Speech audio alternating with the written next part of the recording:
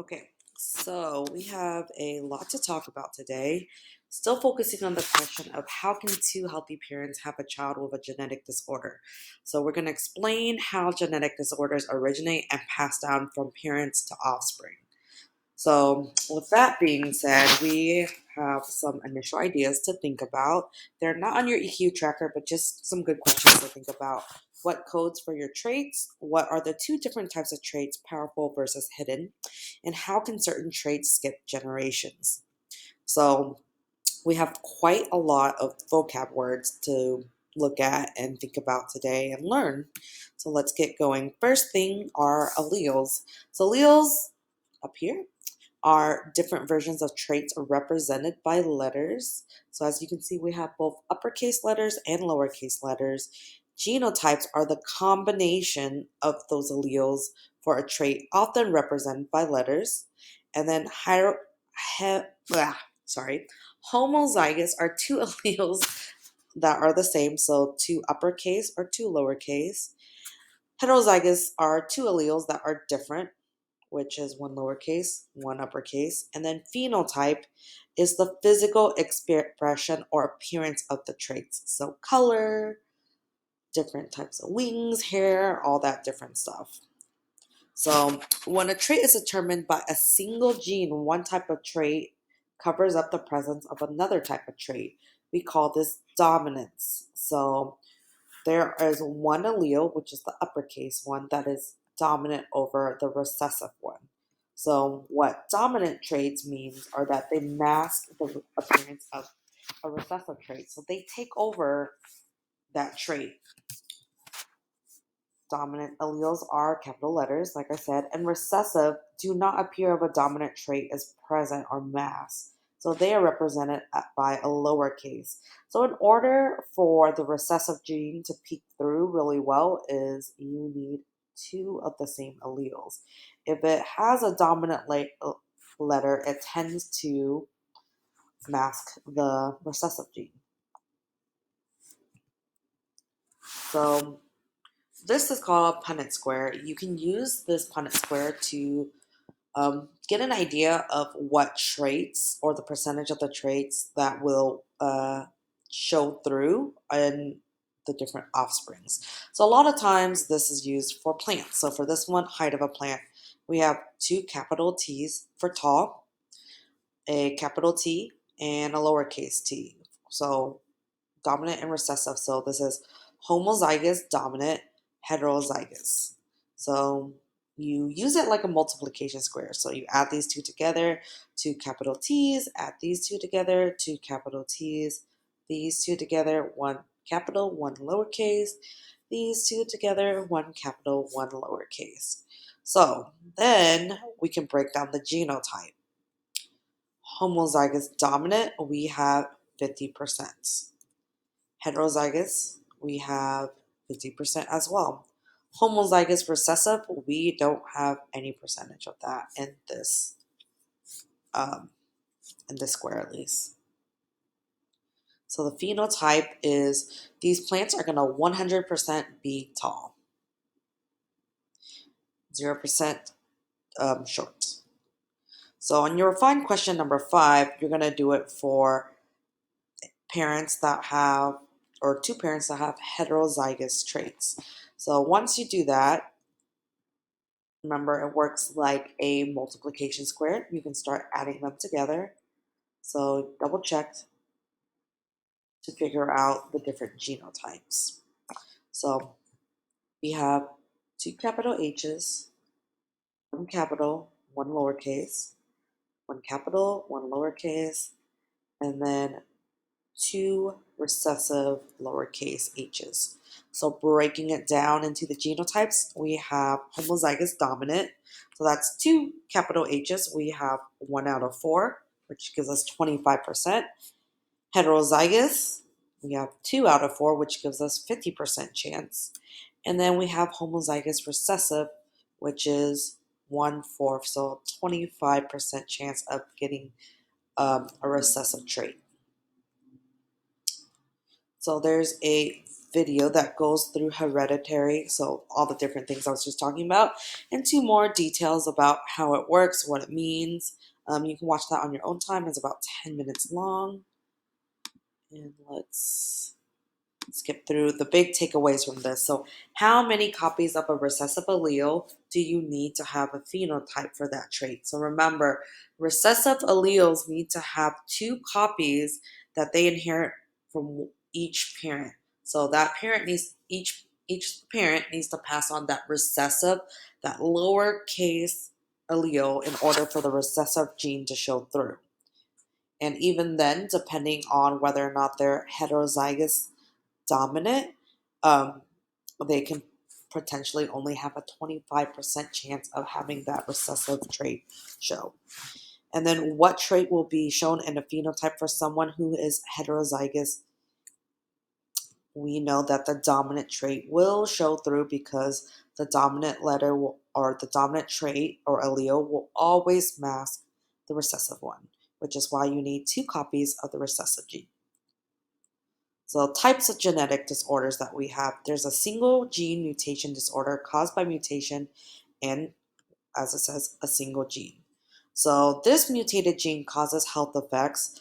Autosomal dominant only need 1 mutated copy for the gene to be affected. Autosomal recessive, you need 2 copies of that mutated gene to be affected. And then X-linked recessive. So females need 2 copies of mutated genes, while male only have or need 1 to be affected. A very common one for this is color blindness, which is why men typically have a higher chance of being colorblind than women do. So some single or details about single trait disorders. Having only 1 copy of that mutated gene does not always result in having the disorder as long as you have another working copy of the gene. So, working gene dominant alleles can cover the mutated genes. Mutated genes, where there's a recessive allele, are hidden by the working gene. And then affected individuals would be homozygous recessive, whereas affected individuals must inherit recessive traits from both parents. So parents would either have the disorder or they would be heterozygous. So if they have one of that alleles, they are called carriers. So they carry 1 bad copy, but they also have a working copy, which is why that disorder does not affect them. Here's another video. It's on autosomal recessive genetics. It's only 3 minutes long. It's a pretty good video to watch. Break time. And then we are going to head to something called pedigrees. So the great thing about pedigrees is they're basically your ancestry line as far back as you can go. And from these pedigrees, you can see the amount of people in your family line that get affected, who are the carriers, and those who are affected. So males tend to be represented as squares, females as circles, and as you can see, any of the colored in shapes are the ones who are affected. And then these different tiers are different generations, and here is a representation of twins, which we don't have here, or non-identical twins we also don't have. So the affected has a disorder. Again, it's the filled-in shape. The unaffected does not have the disorder. And then carriers has 1 copy of the recessive allele for the disorder. So for instance, we have 1 affected, and then you see here that none of these people have been affected. However, you know that there is a carrier. Oh, this line, forgot to tell you, represents marriage, or maybe not marriage, but mating. So these two mated, and even though they don't have a filled in shape, one of their offspring has uh, the disorder, which means that one of these people are the carriers. So you're going to be working on trying to sort this through on your own for the refined question, focusing mainly on these parents. So autosomal recessive disorders are these are a lot of the most common ones that we know. Some of these diseases are so fatal that they affected individuals and they can't even pass it down. So, if it is a possibility to know of the carriers, then there's something called genetic screening, which is becoming more and more common. So genetic screening uses, a number of things, which is discussed in this video, where you're using your pedigree as well as looking at your genetic code makeup to see if there is a potential and what is the potential that your offspring can inherit that disorder. So now chromosomal disorders is where chromosome mutations happen. So entire sections, as you can see, of the chromosomes are deleted, duplicated, rearranged, or swapped with other chromosomes. So it affects multiple genes. Remember, we had a whole bunch of different or three different types of mutations that can occur. So deletion, substitution, and insertion, which is happening here on the chromosomes. With the chromosomal disorder, aneuploidy is when there's an incorrect amount of chromosomes that are inherited. It happens at one specific chromosome. So chromosome 23. So, well, sorry, chromosome 21 is an example. Monosomy only has one copy of the chromosome.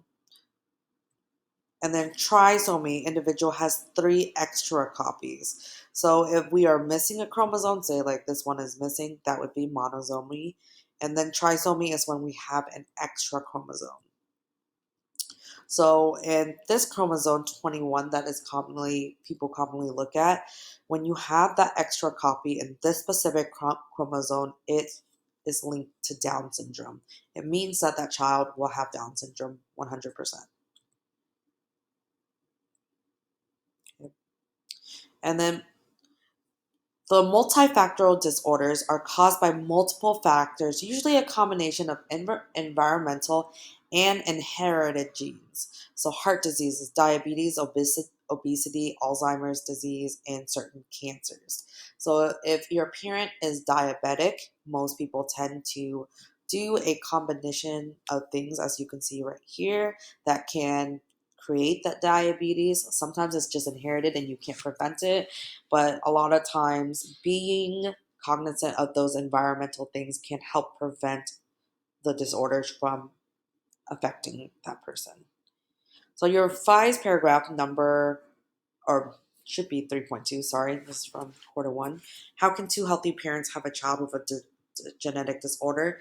Think about the dominant and recessive traits that we talked about today, and then think about the pedigrees and carriers. In your claim, state that this can happen, because it can. So, what the evidence suggests examples that you know, and then reasoning. Please do explain into more depth of how you know this can be true. I'm looking for understanding of this question. So, the more detailed you are, the more I can understand how much of the things that we talked about this week that you actually know and have learned.